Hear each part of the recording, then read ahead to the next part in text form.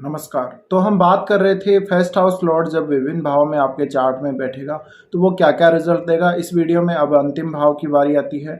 जब भी आपका फर्स्ट लॉर्ड आपके लगन चार्ट में 12वें भाव में स्थित होगा तो इसका प्रभाव आपके लिए कैसा रहेगा। देखिए, अगर लगन लॉर्ड 12वें घर में है तो प्रत्येक लगन में ये स्थिति अलग अलग बनेगी, यानी प्रत्येक लगन का स्वामी अलग होगा और 12वें घर की राशि भी अलग होगी। अब किसी की मित्र राशि हो सकती है 12वें घर में, किसी की सुराशि हो सकती है और शत्रु राशि भी हो सकती है। तो सभी लग्नों पर इसका असर डिफरेंट डिफरेंट रहेगा और आपके 12वें घर में कोई जो ग्रह है उसका प्रभाव या 12वें घर के जो प्लैनेट है, 12वें घर का जो स्वामी है वो कहाँ बैठा हुआ है, यानी आपके लग्नेश का वो डिस्पोजिटर हो जाता है। अब आपको ये भी देखना है कि 12वें घर पे कौन कौन से ग्रहों की दृष्टि है। तो हम एक जनरल वे में बात करते हैं कि आपको एक सामान्य जो रिजल्ट अगर देखे जाए तो क्या क्या मिल सकते हैं। बाकी आपके जीवन में ये रिजल्ट आपको दिख भी सकते हैं और नहीं भी दिख सकते, कुछ मात्रा में हो सकता है कि बिल्कुल आपको परफेक्ट दिखें। तो इस हिसाब से आप यहाँ विचार कर सकते हैं। देखिए, जब भी लग्नेश 12वें भाव में जाता है तो कई बार तो जातक स्पिरिचुअल कार्यों के प्रति बहुत जीवन में एक्टिव रहता है। वो काफ़ी ज़्यादा डोनेशन करता है, दान दक्षिणा करता है और वो कुछ ऐसे चीज़ों की तरफ ज़्यादा अट्रैक्ट होता है जो बिल्कुल अननोन होती हैं। वो कोई आर्टिस्टिक नेचर वाला हो सकता है, क्रिएटिव नेचर वाला हो सकता है, उसकी आत्मा या उसकी पर्सनैलिटी काफ़ी छुपी हुई हो सकती है। वो पर्दे के पीछे से बहुत अच्छे काम करने वाला हो सकता है, यानी क्रिएटिव हो सकता है। तो ऐसे जातकों में कई बार प्रतिभा बहुत ज़्यादा होती है, लेकिन इनकी जो प्रतिभा है, इनके जो गुण हैं सामने नहीं आ पाते और इन जातकों को कुछ लोग जल्दी से पहचान भी नहीं पाते। इवन ये अपनी खुद की जो एबिलिटी होती है उनको भी ये कई बार नहीं पहचान पाते।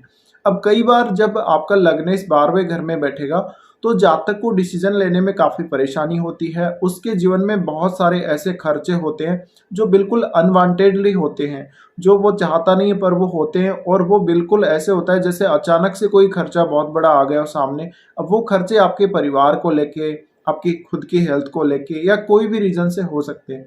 इसी तरह आपकी जो लाइफ होगी उसकी आप ठीक तरह से प्लानिंग नहीं कर पाएँगे।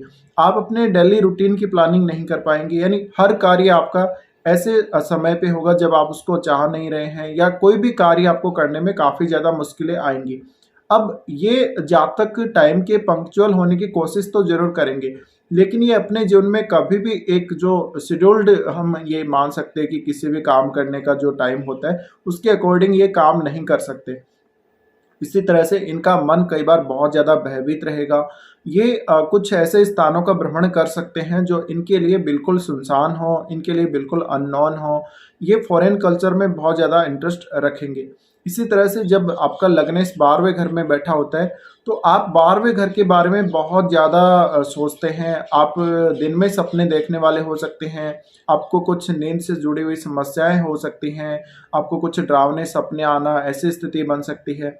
अब आपको ये चेक करना पड़ेगा कि आपके 12वें घर के स्वामी का संबंध कहाँ पर, कौन से हाउस से बन रहा है। अगर वो चौथे घर से तो नहीं बन रहा है या उसका संबंध तीसरे घर से या उसका संबंध आपके 9वें घर से है, तो ये सब आपको चेक करना पड़ेगा। अब देखिए, जब भी लग्नेश 12वें घर में बैठता है तो जातक विदेशी संस्कृति की तरफ बहुत जल्दी अट्रैक्ट होता है। वो हॉस्पिटल, वो जेल या इस प्रकार के जो जो भी हमारे स्थल हैं, जो सार्वजनिक स्थल हैं, उनकी तरफ वो ज़्यादा अट्रैक्ट होता है। इसी तरह से इन जातकों का कोई पर्सनल कमरा हो सकता है, बिल्कुल कोई इनका स्टूडियो हो सकता है अगर ये क्रिएटिव पीपल हैं। इसी तरह से ये आइसोलेशन की तरफ जाते हैं, अकेलापन इनको बहुत ज़्यादा अच्छा लगता होगा कभी-कभी। और जब ये आध्यात्मिक प्रवृत्तियों की तरफ देखते हैं, अपने अंदर ये इंट्यूशंस को पाते हैं बहुत ज़्यादा, तो इन जातकों में जो समय से पहले घटनाओं के होने की जो एक परख होती है वो भी बहुत ज़्यादा होती है। और ऐसे जातक अगर अपना स्पिरिचुअल डेवलपमेंट चाहते हैं तो इनका स्पिरिचुअली जो डेवलपमेंट है बहुत जल्दी हो सकता है जीवन में। अब यहाँ जब आपका लग्नेश 12वें घर में बैठेगा तो कई बार आपको रिलेशनशिप में धोखे मिलने के चांसेस भी बहुत ज़्यादा रहेंगे। आपको आपके साथ फ्रॉड होने के चांसेस भी बहुत ज़्यादा दिखेंगे जीवन में और आपका लोग बहुत ज़्यादा फ़ायदा भी उठाएँगे। अब ग्रह पे डिपेंड करता है, प्रत्येक लगन के हिसाब से प्रत्येक जो ग्रह है अलग-अलग जिस हिसाब से वो बैठेगा 12वें घर में, तो परिणाम बिल्कुल अलग होंगे। अब देखिए, किसी की स्वराशि हो सकती है। अगर ऐसा ग्रह है जिसकी स्वराशि ही अगर 12वें भाव में आ रही है, तो वो इतना ज़्यादा आपको परेशान नहीं करेगा, हेल्थ इश्यूज़ ज़रूर आपको दे सकता है। बट यहाँ अगर मित्र राशि आ रही हो 12वें घर में, तो आपको काफ़ी ज़्यादा फेम मिल सकता है विदेश में। अब आपके 12वें भाव का जो स्वामी है उसका रोल बहुत ही महत्वपूर्ण हो जाता है, क्योंकि जो कुछ भी आपके जीवन में होना है वो या तो आपका विदेश से रिलेट करेगा कुछ ना कुछ, या आप कुछ ना कुछ ऐसा काम करेंगे जो आपके 12वें भाव से संबंधित होगा। तो ऐसे जातकों में विदेश में बसने की प्रवृत्ति या विदेश की तरफ ज़्यादा जाने की उत्सुकता हो सकती है। अब आपको 4th हाउस का लॉर्ड देखना पड़ेगा। क्या आपके 4th हाउस में कोई प्लैनेट बैठा हुआ है जिसका संबंध आपके 12वें भाव से बन रहा है? क्या 12वें भाव के लॉर्ड का 4th हाउस से कोई संबंध बन रहा है? या आपका 4th लॉर्ड का संबंध आपके 12वें भाव से बन रहा है? ये सब चेक करने के बाद आप ये पता कर सकते हैं कि आपका फॉरेन सेटलमेंट होगा या नहीं। आप कितने टाइम के लिए फॉरेन में सेटल रहेंगे। वैसे तो लग्नेश का 12वें भाव में बैठने से हम ये बोल देते हैं कि आपका फॉरेन में सेटलमेंट हो सकता है, लेकिन इसके लिए आपको 4th हाउस और आपका 9th हाउस, 3rd हाउस ये देखना बहुत ही ज़रूरी है। उसके बाद ही आप पूर्णतया किसी को बोल सकते हैं कि फॉरेन में सेटलमेंट होगा या नहीं। कई बार आपने देखा होगा जब 10th लॉर्ड आपका 12वें भाव में स्थित होता है, तो भी आपका फॉरेन में सेटलमेंट हो सकता है, लेकिन वहाँ परिस्थिति अलग है, वहाँ आप कोई पर्पज़ के लिए जा रहे हो। अब यहाँ जब लग्नेश ही आपका 12वें भाव में चला गया, तो आपका पर्पज़ जॉब भी हो सकता है, आपका पर्पज़ विदेश में रहने का, कुछ घूमने-फिरने या मौज-मस्ती करने वाला भी हो सकता है। और बिल्कुल परमानेंटली आपका कोई पहले से कोई परिवार का सदस्य रहता होगा या आपका कोई रिलेटिव रहता होगा, उस वजह से आप जा रहे हैं। तो काफ़ी सारे रीज़न्स हो सकते हैं इस केस में, जब भी लग्नेश 12वें भाव में बैठेगा। अब ऐसे जातक कई बार अपनी भावनाओं को छुपाने में बहुत ज़्यादा माहिर होते हैं, तो कभी भी ये अपनी बात को बिल्कुल सामने वाले को पूरी तरह से कई बार कह नहीं पाते हैं। कई बार आत्मविश्वास की कमी इनको देखने को मिलती है। कई बार ये अंतर्मुखी होते बहुत ज़्यादा और अपने अंदर ही ये अपनी खुद की पर्सनल बातों को सोचते रहते हैं, उनका निष्कर्ष निकालते रहते हैं। तो होते काफ़ी ज़्यादा टैलेंटेड हैं, बट ये कई बार खुद को ही नहीं समझ पाते हैं। अब जब आपका लग्नेश 12वें भाव में बैठेगा, तो 12वें भाव में और कौन-सा ग्रह बैठेगा, आपके अगर कोई भी ग्रह बैठ रहा है, तो उसका प्रभाव आपके लग्नेश के साथ होने से आपके लगन पर उसका प्रभाव ज़रूर होगा। अब 12वां भाव आइसोलेशन को दिखाता है, तो हो सकता है आप विदेश में रह रहे हो लेकिन आपके आस-पास कोई नहीं है, बिल्कुल आइसोलेटेड प्लेस पे आप रह रहे हो और यहाँ पे जब आप अपनी कंट्री आते हो तो बहुत ही कम रुकते होंगे, आपका विदेश की तरफ ही रुझान बहुत ज़्यादा रहा होगा और ऐसे जातकों को बहुत जल्दी फ़ॉरेन में सफलता मिल जाती है, उनका परमानेंट सेटलमेंट हो जाता है, उनको बहुत जल्दी पीआर वगैरह मिल जाती है। तो जब भी आपका लग्नेश 12वें भाव में बैठा हुआ होगा, तो एक सिर्फ ये इंडिकेशन होता है कि आपको पीआर वगैरह मिलने के चांसेस बहुत ज़्यादा ही होते हैं। बट आपको उसके लिए कोई भी रीज़न देखना चाहिए। आपकी कुंडली में किस रीज़न से आप जाएँगे विदेश में और किस वजह से आप सेटल होंगे। तो कुछ रिच पीपल जो होते हैं, बहुत ही धनवान जो लोग होते हैं, उनको अपनी इच्छा के अनुसार भी कुछ ऐसे डिसीज़न्स लेने पड़ते हैं कई बार। कई बार जॉब वगैरह या कुछ भी और रीज़न हो सकते हैं, संतान की एजुकेशन का रीज़न भी हो सकता है। बहुत सारे ऐसे रीज़न हैं, मैरिज का रीज़न भी हो सकता है।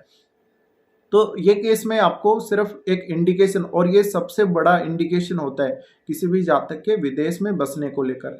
तो जब भी आपके इस प्रकार की स्थिति बन रही हो, आप हमेशा स्ट्रांग रहें, आप हमेशा अपने कॉन्फिडेंस को काफ़ी अच्छा रखें, अपनी हेल्थ पे ज़्यादा से ज़्यादा ध्यान दें और आप कई बार रात्रि में काम करने को लेके बहुत ज़्यादा उत्सुक होते हैं। कई बार आप बहुत ज़्यादा एक्शन लेते हैं किसी काम पर, फ़ोर्सफुली एक्शन लेते हैं, बट आपका जो परिणाम है वो आपके पक्ष में नहीं आ पाता या आपका निर्णय गलत हो जाता है। वो उसका रीज़न यही है कि आपका जो आपका लग्नेश है 12वें भाव में बैठने से वो कमज़ोर हो जाता है। अब 12वां भाव है वो बहुत ज़्यादा व्यय का है, एक्सपेंडिचर का है, तो ऐसे जातक अगर विदेश भी जाते हैं तो इनको खर्चे बहुत ज़्यादा करने पड़ते हैं। अब कई बार यहाँ पर आपको ये देखना पड़ेगा एस्पेक्ट कौन से भाव पर पड़ रही है 12वें घर में लग्नेश के बैठने के बाद, या आपका जो लग्नेश है वो और कौन से भाव का स्वामी है। तो उस भाव की चीज़ों को या तो आपको फॉरेन में देखना पड़ेगा, फॉरेन में आप उन चीज़ों को पाएँगे, या फिर अगर आप अपनी कंट्री में रहते हो तो इन चीज़ों से आपको थोड़ा-सा लॉस हो सकता है। कुछ अनवांटेडली कुछ खर्चे या कोई ऐसे इन्वेस्टमेंट अगर आप करते हैं तो आपको बहुत ज़्यादा लॉसेस देखने को मिल सकते हैं। तो लाइफ में अप्स एंड डाउन्स फिर लगा रहता है। लेकिन ये स्थिति में आपको ज़्यादातर स्थितियों में विदेश में बसना, विदेश में रहना ज़्यादा ही अच्छा रहेगा, ज़्यादा सूट करेगा। तो इसके लिए आप अपनी कुंडली में कोई भी रीजन देख सकते हैं, आपको विदेश जाने का रीज़न क्या है और उसके अकॉर्डिंग आप वहाँ सेटल हो सकते हैं। अब देखिए, जिनका भी लग्नेश 12वें भाव में है, तो आपका जो 12वें भाव की राशि है वो देख लीजिए। आपके 12वें भाव की राशि कौन-सी है?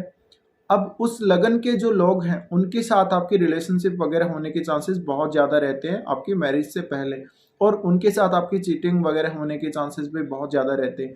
तो इस प्रकार की स्थितियाँ देखने को मिल सकती हैं, ये कई बार रिलेशनशिप में बहुत बड़ा इश्यू देती हैं।